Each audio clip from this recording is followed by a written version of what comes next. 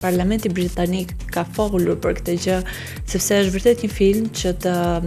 bën të reflektosh, të bën të kuptosh. Është një film i cili të bën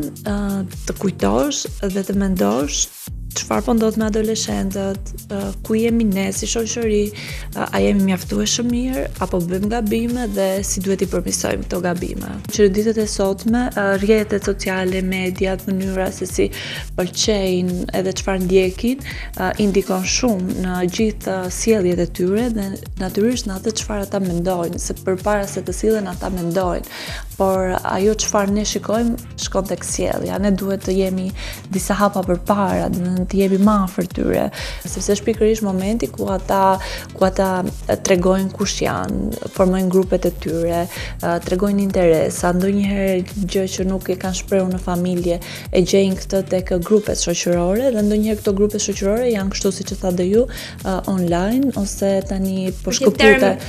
Idealisht Azia Incelët është një prej komuniteteve,